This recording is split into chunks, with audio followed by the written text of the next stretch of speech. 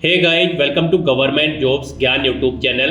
Guys, आज की इस वीडियो में हम बात करेंगे एमपीईएसबी के new recruitment notification online form apply process के बारे में। जी हाँ दोस्तों, मध्य प्रदेश कर्मचारी चयन मंडल भोपाल ने एक्साइज कांस्टेबल आबकारी आरक्षक के 253 खाली पदों को भरने के लिए नोटिफिकेशन रिलीज कर दिया है। कैसे आप इस भर्ती के लिए अपने फॉर्म अप्लाई कर सकते हो बिना कोई मिस्टेक किए हुए, इसकी पूरी जानकारी हम आपको स्टेप बाय स्टेप रजिस्ट्रेशन से लेकर प्रिंट तक इस वीडियो में देंगे। बस आपको इस वीडियो को स्किप के बिना शुरू से लेकर एंड तक देखना है। उसके बाद वीडियो पसंद आए तो इसे लाइक और शेयर कर दें। चैनल पर नए हो तो इसे सब्सक्राइब कर लें। तो गाइस, बिना कोई वक्त गंवाए चलिए शुरू करते हैं। आपको इस वीडियो के डिस्क्रिप्शन बॉक्स में हमारी वेबसाइट IND-sarkari-naukri.in के इस पेज का लिंक मिल जाएगा। यहाँ पर आपको इस भर्ती के रिगार्डिंग सभी डिटेल्स प्रोवाइड कर दी गई है। Madhya Pradesh employ selection board MPSEB ने यहाँ पर एक्साइज कांस्टेबल आबकारी सिपाही आबकारी रक्षक के 253 खाली पदों को भरने के लिए नोटिफिकेशन रिलीज कर दिया है। आप 15 फरवरी 2025 से 1 मार्च 2025 तक अपने फॉर्म अप्लाई कर सकते हो। 12वीं पास कैंडिडेट ऑल इंडिया से अप्लाई कर सकते हैं। अप्लाई करने के लिए आपको इस पेज को नीचे स्क्रॉल डाउन करना है। इंपोर्टेंट लिंक सेक्शन में आकर ऑफिशियल नोटिफिकेशन PDF लिंक पर क्लिक करके इस भर्ती के नोटिफिकेशन को ओपन कर लेना है और इसमें से आपको पूरी डिटेल रीड कर लेनी है। यहाँ पर आपको इस भर्ती के रिगार्डिंग सभी डिटेल्स प्रोवाइड कर दी गई है, जैसे कि क्या डेट्स हैं जब से जब तक आप फॉर्म अप्लाई कर सकते हो, क्या यहाँ पर आपका परीक्षा शुल्क रखा गया है, कितनी नंबर ऑफ वैकेंसीज है, क्या आपका एलिजिबिलिटी क्राइटेरिया होना चाहिए। पूरी जानकारी आपको इस नोटिस में प्रोवाइड कर दी गई है। आप इसे केयरफुली रीड करें, उसके बाद आप अपना फॉर्म अप्लाई करें। फॉर्म अप्लाई करने के लिए भी आपको हमारी वेबसाइट के इसी पेज पर ही अप्लाई ऑनलाइन का लिंक दिया गया है। जैसे ही आप इस लिंक पर क्लिक करेंगे तो आपके सामने यहाँ पर Madhya Pradesh professional examination board का ये ऑनलाइन पोर्टल खुल जाएगा। यहाँ पर आपको एक्साइज कांस्टेबल कार्यपालिका direct and backlog post for excise department MP recruitment test, इसके सामने यहाँ पर ग्रीन कलर के अप्लाई बटन पर क्लिक कर देना है। फिर आपके सामने यहाँ पर कुछ इस तरह से इंटरफेस खुल जाएगा। यहाँ पर आपको इस चेकबॉक्स को ओके करना है और फिर कंटिन्यू बटन पर क्लिक करना है। नेक्स्ट आपके सामने यहाँ पर कुछ इस तरह से इंटरफेस खुल जाएगा।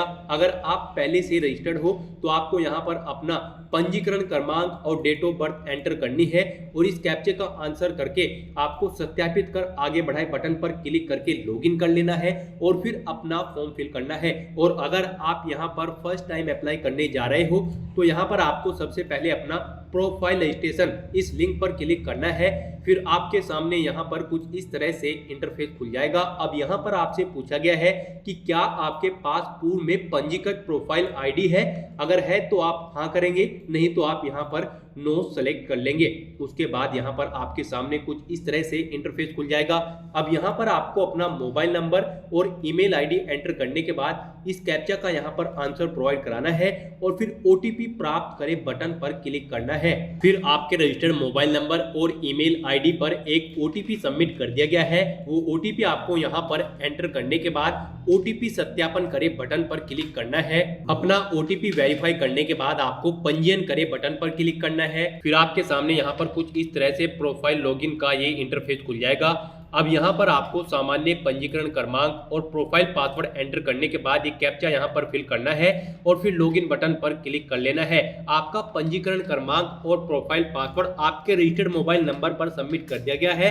वहां से आपको ये सभी फील्ड्स एंटर कर देनी है। फिर आपके सामने यहाँ पर प्रोफाइल लॉगिन का ये इंटरफेस खुल जाएगा। आपके रजिस्टर्ड मोबाइल नंबर पर आपका पंजीकरण क्रमांक और पासवर्ड सबमिट कर दिया गया है। यहाँ पर आपको अपना पंजीकरण क्रमांक और पासवर्ड एंटर करने के बाद ये कैप्चा यहाँ पर फिल करना है, यानी कि 3 + 3 कितने होते हैं। इस कैप्चा का आंसर आपको यहाँ पर 6 एंटर करके प्रोवाइड करा देना है और फिर लॉगिन बटन पर क्लिक करना है। नेक्स्ट आपके सामने यहाँ पर कुछ इस तरह से इंटरफेस खुल जाएगा। अब यहाँ पर आपकी eKYC सत्यापन के बारे में आपसे पूछा जा रहा है। यहाँ पर आपसे पूछा गया कि क्या आपके पास आधार है, तो आप यहाँ पर यस करेंगे और उसके बाद आपको यहाँ से eKYC OTP द्वारा सत्यापन करना है या फिर बायोमेट्रिक द्वारा आपको सत्यापन करना है।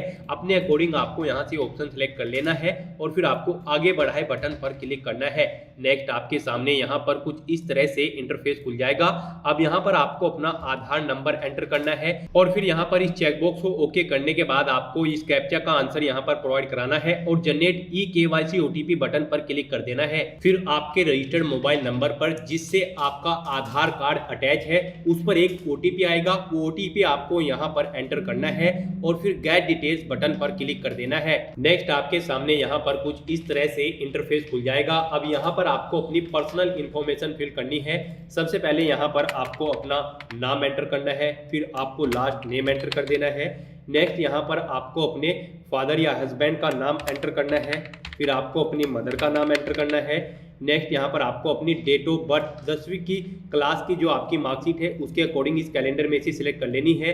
फिर यहाँ पर आपसे पूछा गया कि क्या आप मध्य प्रदेश के मूल निवासी हैं, अगर हैं तो आप हाँ सिलेक्ट करेंगे, नहीं तो आप नहीं सिलेक्ट कर लेंगे। उसके बाद आपको अपना जेंडर सिलेक्ट कर लेना है, फिर आपको अपनी श्रेणी यहाँ से सिलेक्ट कर लेनी है, अनरिजर्व, SC ST या फिर OBC। उसके बाद यहाँ पर आपको अपनी उच्च शैक्षणिक योग्यता का स्तर सिलेक्ट कर लेना है। फिर आपको यहाँ पर आपके निवास का क्षेत्र पूछा गया है, आप ग्रामीण क्षेत्र से हो या फिर शहरी क्षेत्र से, अपने अकॉर्डिंग आपको यहाँ पर ये ऑप्शन सिलेक्ट कर लेने हैं। फिर आपसे यहाँ पर आपकी विकलांगता का विवरण पूछा गया है, क्या आप आवेदक विकलांग है, अगर आप न्यूनतम 40% से ज़्यादा विकलांग हो तो आप हाँ करोगे, नहीं तो यहाँ पर आप नहीं सिलेक्ट कर लोगे। अगर आप हाँ सिलेक्ट करते हो तो आपको यहाँ पर अपनी विकलांगता के प्रकार का भी ऑप्शन सिलेक्ट करना होगा। नेक्स्ट यहाँ पर आपको अपना मैरिटल स्टेटस सिलेक्ट कर लेना है। अगर आप मैरिड हो तो आप हाँ सिलेक्ट करोगे, नहीं तो आप नहीं सिलेक्ट कर लोगे। हाँ अगर आप सिलेक्ट करते हो तो यहाँ पर आपको कुछ डिटेल्स प्रोवाइड करानी होगी, जैसे आपकी विवाह की तिथि, अंतिम बच्चे की जन्म तिथि, अगर जुड़वा बच्चे हैं तो उनकी इन्फॉर्मेशन आपको यहाँ पर प्रोवाइड करा देनी है।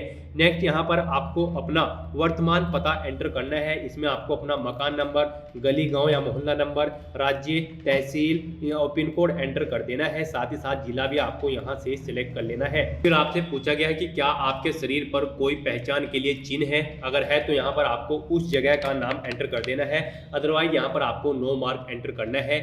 फिर आपसे पूछा गया है परीक्षा कक्ष में प्रस्तुत की जाने वाला फोटो युक्त पहचान पत्र में आप क्या यहाँ पर प्रोवाइड कराओगे, वोटर ID कार्ड, आधार कार्ड, अपने अकॉर्डिंग यहाँ से आपको ऑप्शन सिलेक्ट कर लेना है। फिर आपसे यहाँ पर पूछा गया है कि क्या आपको फिंगर बायोमेट्रिक परीक्षण में कोई समस्या है, अगर है तो आप हाँ सिलेक्ट करेंगे, नहीं तो आप नहीं सिलेक्ट कर लेंगे। और अगर आप हाँ सिलेक्ट करते हो तो फिर यहाँ पर आपको उसका कारण सिलेक्ट कर लेना है, आपकी उंगलियों में क्या समस्या है, यहाँ पर आप अपने अकॉर्डिंग ऑप्शन सिलेक्ट करोगे। उसके बाद आपसे पूछा गया है क्या आप अपने बैंक खाते का विवरण देना चाहते हो, यस या नो यहाँ पर आपको सिलेक्ट कर लेना है।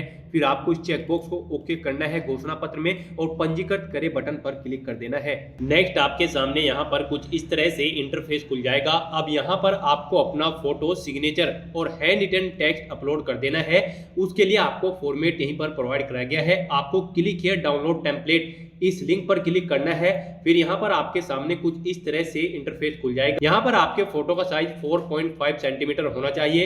हस्ताक्षर के लिए भी आपको यहाँ पर ये बॉक्स प्रोवाइड कराया गया है, इसमें आपको अपने हस्ताक्षर करने हैं और यहाँ पर स्वघोषणा, सेल्फ डिक्लेरेशन यानी कि हैंड रिटन टेक्स्ट आपको इस बॉक्स में राइट कर देना है। और फिर उसके बाद यहाँ पर आप इसका सैंपल भी चेक कर सकते हो। व्यू सैंपल इमेज इस लिंक पर क्लिक करने के बाद आप अपने इन डॉक्यूमेंट्स का पूरा सैंपल यहाँ से चेक कर सकते हो। ऐसे यहाँ पर आपको अपना फोटो अपलोड करना है और अपने हस्ताक्षर करने हैं और यहाँ पर इस बॉक्स में आपको अपना सेल्फ डिक्लेरेशन टेक्स्ट एंटर कर देना है। और उसके बाद यहाँ पर आपको इस चूज फाइल बटन पर क्लिक करके इसको फाइल को अपलोड कर देना है और फिर व्यू इमेजेस बटन पर क्लिक करने के बाद आप अपने इस इमेज को चेक कर सकते हो। गाइस यहाँ पर आपका फोटो, सिग्नेचर और हैंड रिटन टेक्स्ट एक ही फाइल में आपको ऐसे सेटअप कर देना है। और फिर यहाँ पर मुझे अपना फोटो उचित स्थान पर सही और स्पष्ट दिखाई दे रहा है, इस चेकबॉक्स को, और हस्ताक्षर के सामने भी इस चेकबॉक्स को, और यहाँ पर हस्तलिखित टेक्स्ट के सामने इस चेकबॉक्स को ओके करना है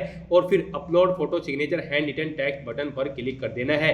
नेक्स्ट यहाँ पर आपको अपनी जन्म तिथि प्रमाण पत्र और अनुसूचित जाति और अनुसूचित जनजाति या फिर अन्य पिछड़ा वर्ग का प्रमाण पत्र भी चूज फाइल बटन पर क्लिक करके फाइल को सिलेक्ट कर लेना है और फिर अपलोड बटन पर क्लिक करके अपना ये डॉक्यूमेंट्स भी अपलोड कर देने हैं। तो इस तरह से यहाँ पर अपने फोटो, सिग्नेचर और ये हैंड रिटन इमेज अपलोड करने के बाद आपको अपनी कास्ट सर्टिफिकेट और यहाँ पर अपनी जन्म सर्टिफिकेट यानी कि बर्थ सर्टिफिकेट अपलोड करने के बाद सबमिट डिटेल बटन पर क्लिक करना है। नेक्स्ट आपके सामने यहाँ पर कुछ इस तरह से इंटरफेस खुल जाएगा और फिर उसके बाद आपको यहाँ पर नीचे स्क्रॉल डाउन करने के बाद प्रिंट प्रोफाइल रिसिप्ट बटन पर क्लिक करके अपनी प्रोफाइल की एक रिसिप्ट प्रिंट ले लेनी है। फ्यूचर रेफरेंस के लिए। तो इस तरह से यहाँ पर आपकी प्रोफाइल का सक्सेसफुली रजिस्ट्रेशन हो चुका है। अब आपको यहाँ पर एक सामान्य पंजीकरण क्रमांक प्रोवाइड करा दिया गया है। इसके द्वारा आप लॉगिन करके अपना ऑनलाइन फॉर्म फिल कर सकते हो। फिर आपको दोबारा से मध्य प्रदेश प्रोफेशनल एग्जामिनेशन बोर्ड के इस पोर्टल पर आने के बाद इस ग्रीन कलर के अप्लाई, जी हाँ दोस्तों, एक्साइज कांस्टेबल के सामने ग्रीन कलर के अप्लाई इस बटन पर क्लिक करना है। नेक्स्ट आपके सामने यहाँ पर कुछ एक बार फिर से ऐसा इंटरफेस खुल जाएगा। इस चेकबॉक्स को ओके करना है और फिर कंटिन्यू बटन पर क्लिक करना है।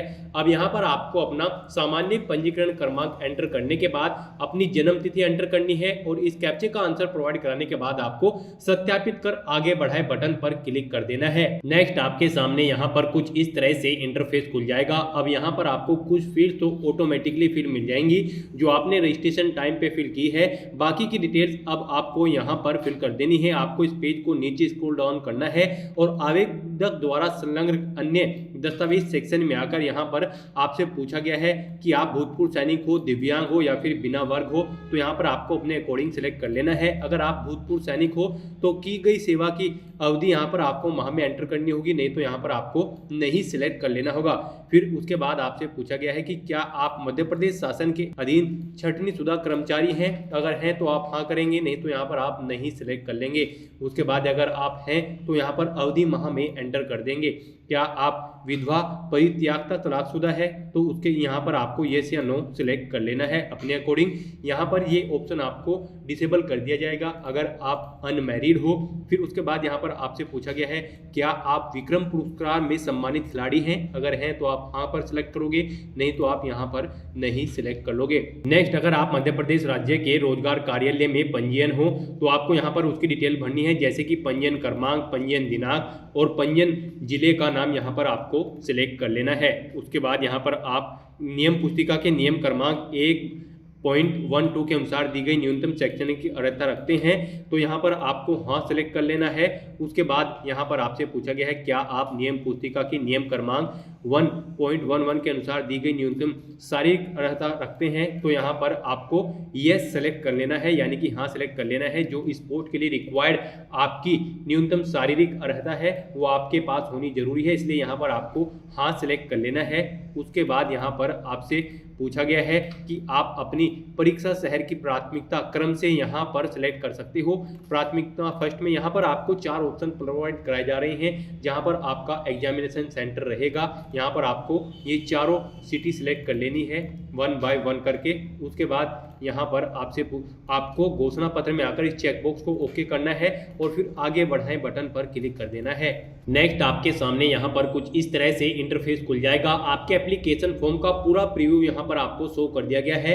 अब यहाँ पर आपको इस पेज को नीचे स्क्रॉल डाउन करना है, सभी डिटेल्स को 1 बाय 1 करके केयरफुली रीड कर लेना है और फिर यहाँ पर प्रिंट बटन पर क्लिक करके आपको अपने एप्लीकेशन फॉर्म का एक प्रिंट आउट ले लेना है फ्यूचर रेफरेंस के लिए। और अब यहाँ पर आपको प्रोसीड टू पेमेंट इस बटन पर क्लिक करना है। फिर आपके सामने यहाँ पर पेमेंट गेटवे का ऑप्शन खुल जाएगा। यहाँ पर आप अपनी एप्लीकेशन फीस का amount net banking, debit card, credit card, IMPS, UPI या फिर वॉलेट के थ्रू जमा करा सकते हो। हम यहाँ पर आपको सजेस्ट करेंगे कि आप डेबिट कार्ड या क्रेडिट कार्ड सेलेक्ट कर लें। उसके बाद यहाँ पर आपको अपना बैंक सेलेक्ट कर लेना है या फिर पेटीएम। नेक्स्ट आपके सामने यहाँ पर कुछ इस तरह से इंटरफेस खुल जाएगा। अब यहाँ पर आपको अपना कार्ड नंबर, उसका एक्सपायरी मंथ, ईयर एंटर करना है और फिर CVV नंबर यहाँ पर एंटर करने के बाद कार्ड होल्डर का नाम एंटर करना है और फिर पे नाउ बटन पर क्लिक करके आपको अपने एप्लीकेशन फीस का अमाउंट पे कर देना है। यहाँ से सक्सेसफुली पेमेंट करने के बाद आपका Madhya Pradesh excise constable online form 2022 successfully complete हो जाएगा। तो दोस्तों ऐसे आप मध्य प्रदेश कर्मचारी चयन मंडल MPSEB एक्साइज कांस्टेबल 253 पोस्ट के लिए अपना फॉर्म अप्लाई कर सकते हो बिना कोई मिस्टेक किए हुए। आज की इस वीडियो में बस इतना ही। आई होप ये वीडियो आपको पसंद आई होगी। अगर पसंद आई हो तो इसे लाइक और शेयर करें, चैनल पर नए हो तो इसे सब्सक्राइब कर लें। Thanks for watching.